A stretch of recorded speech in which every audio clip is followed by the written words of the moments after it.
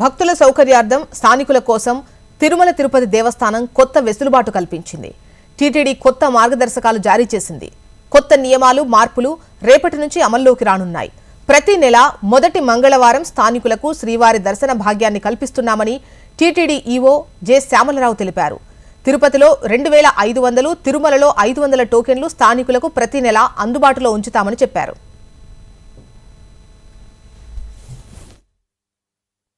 ప్రతి నెల మొదటి మంగళవారం చైర్మన్ గారు చెప్పినట్టు 4 మండలాల్లో ఉన్న స్థానికులకి దర్శనం అవకాశం కల్పిస్తున్నాము.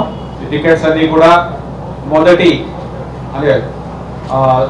మంగళవారానికి ముందు వచ్చే ఆదివారం ఏదైతే ఉంటుందో అంటే 2 రోజుల ముందు టికెట్లు ఇవ్వడం జరుగుతుంది. దీంతో పాటుగా తిరుమలలో కూడా టికెట్లు ఇవ్వడం జరుగుతుంది. బాలాజీ నగర్లో కమ్యూనిటీ హాల్లో ప్రజలందరూ కూడా భక్తులందరూ కూడా ఆధార్ కార్డులు తీసుకొచ్చి ఈ విధంగా దర్శనం చేసుకోవచ్చు. ఇక్కడ అన్ని రకాల ఏర్పాట్లు కూడా చేయడం జరిగింది. అలాగే ఒకసారి చేసుకున్న తర్వాత మళ్ళా 3 నెలల తర్వాత మళ్ళీ అవకాశం కల్పించడానికి నిర్ణయం తీసుకున్నాము.